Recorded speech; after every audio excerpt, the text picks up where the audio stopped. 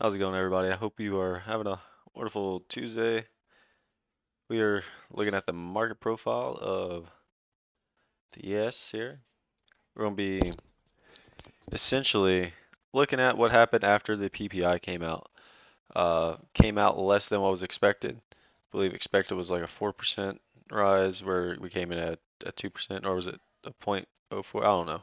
Either way, a number came out today, a piece of data, which caused the market to rally from yesterday's low and settlement down here at 39.70s, and we opened up around 40.2750. So we opened with a gap above previous day's high, opened up with a gap above previous day's high. Then we filled that gap later in A period. We had single prints and highest accepted price that were above that we still needed to fill from that massive trend day down on September 13th that I was discussing yesterday. So after opening up higher in that set of single prints, we backfilled, filled the gap. So we filled that daily gap that we created this morning. Went back, got that highest accepted price. We backed off initially, so initially you could have taken a short there to rotate back down, maybe towards the open, and I believe it would have been a really good short actually. So yeah, that push up and then a push back down to the open. Really good short. So initially, actually, you pushed up into that highest accepted price, backed off, and then uh, found that gap fill. So kind of wild, kind of wacky. So we didn't have a gap. Value was overlapping higher early on in the day. And then we became rotational after C period took out the initial balance low. We didn't get much for it. Same thing in D period. We attempted to go trend but couldn't. Came back into range because value and the indices were higher on the day. I believe indices were up about 1%. So with those two things, buyers were looking pretty happy to step in. And any shorts that obviously were caught from shorting at the lows at yesterday's low of day.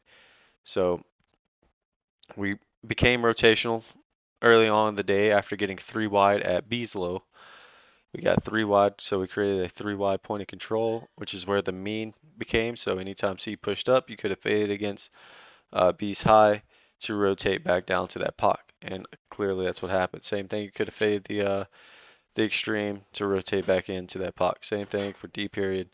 Could have taken the short against the open and C's high to rotate back down to that point of control. E, F, G, and H were initially the same thing.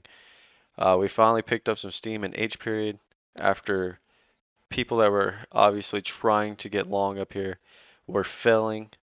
You can kind of see we had a stair step down, creating lower highs, lower lows, just kind of stair stepping down. So H period, we completed we got 8 wide, got an 8 wide point of control, completed that, and then finally decided to take out the day's low and get some steam down to that 9 wide POC. So early on in the day, in D and in G period, you could have faded the edge and the extreme because we didn't have much tempo or uh, volume picking up to go and get that 9 wide POC. So could have gotten the longs here to rotate back up to where uh, this yellow line here is, right? And then finally in H period, we took out the day's low, went and got that 9 wide POC, and we had a pretty massive liquidation break as H period's range was 44 points, pretty massive liquidation break. We came down into what some traders would call the gap fill from that settlement, but for me, I used the previous high of day to or the previous low of day, determining which side the gap will fill. So if it's to the upside, obviously I'll use the previous day's high, or if it's to the downside, use the previous low day for that gap fill. But we came down, got that settlement, and then kind of got initial bounce. We had a set of single prints that were created here in H period after getting that 9 wide POC. So that 9 wide POC is now gone. So like I said, we would end up trading there. I period, we held the single prints. We pushed down lower gap below the previous day's low of day, so we ended up having an outside day down. We didn't close below the previous day's low, so took out the both previous day's high and low, so that just means we put the daily back into a balance, stop the one time frame and up. Finally, in J period, as we couldn't find much steam and didn't create another set of single prints in I period, as you can see, we closed an I up here at 39.7950. Couldn't quite rotate any lower. J period pushed lower, but couldn't quite take out J's low or an I's low. Couldn't find acceptance below the previous day's low.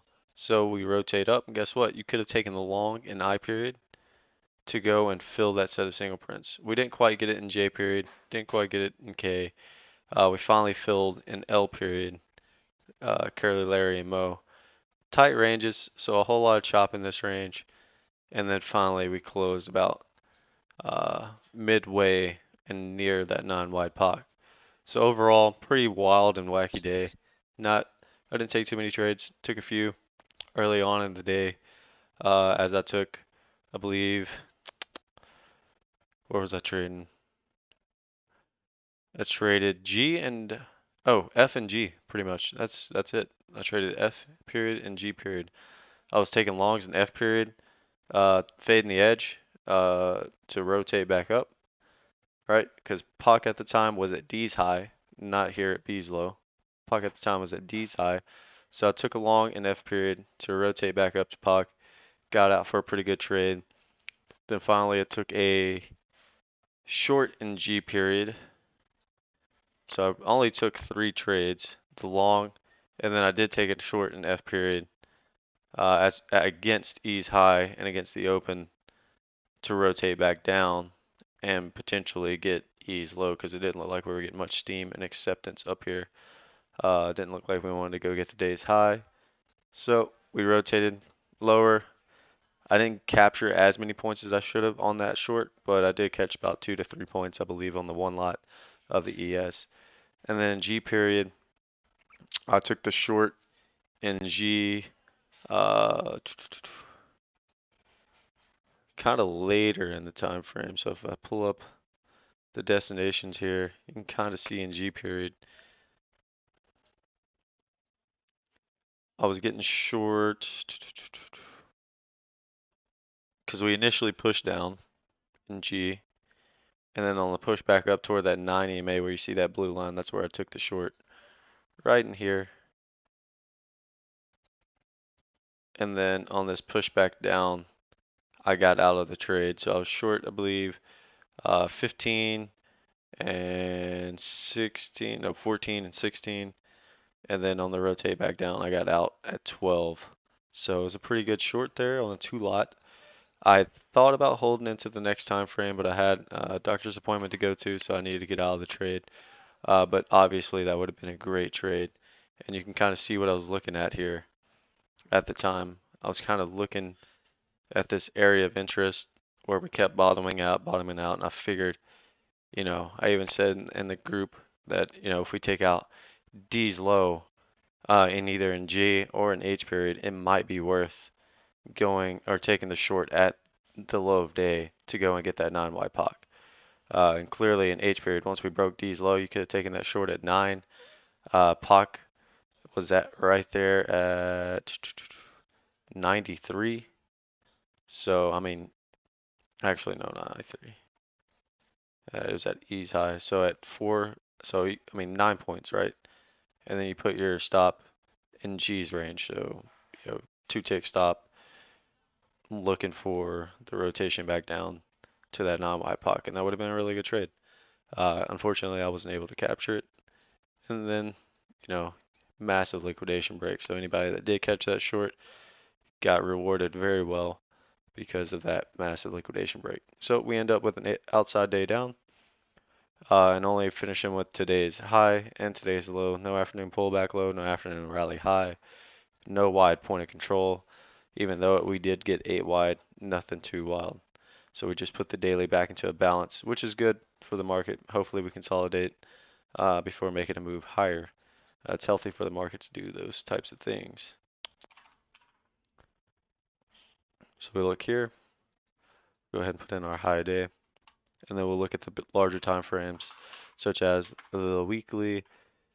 Actually, we're just going to look at the daily, because the weekly is still one time framing up technically, but the daily has now been put back into a balance. Today's low day is 39.60.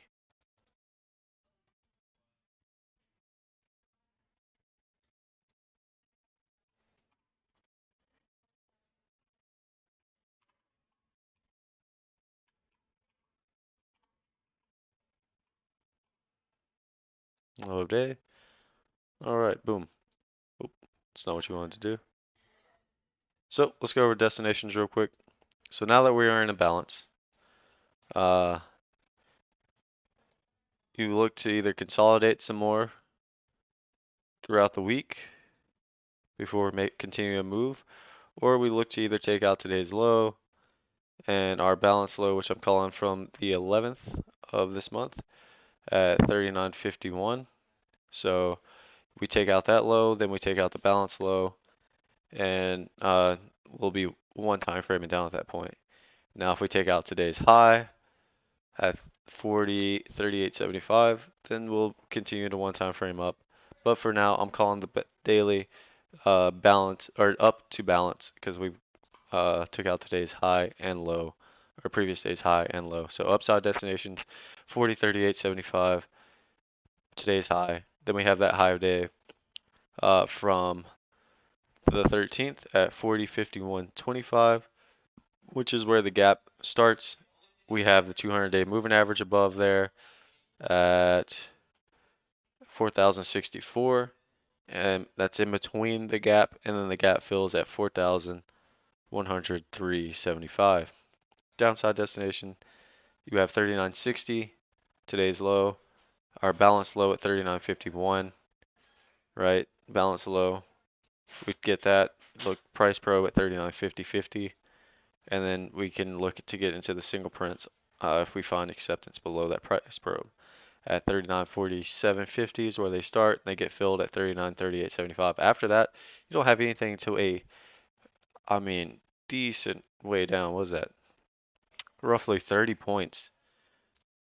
30 points to the downside to the afternoon pullback low, and then a pretty massive area to that gap on the downside where that low of day is at 38.70.75. So I posed the question the other day, what's going to happen first? Are we going to get the uh, gap on the upside or the gap on the downside? Well, the market was looking pretty good, right? We were one time framing up. Didn't quite get it today. Maybe we'll continue to grind into it, get a little bit of it, and then come back down.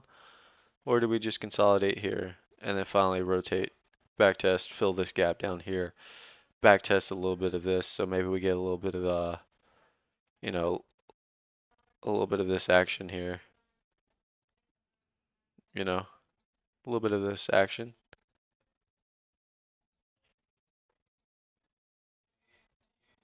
right? Maybe we get something kind of like this, where we kind of come stair step our way back down to this gap fill and where this trend line is at, and then from there we come back up.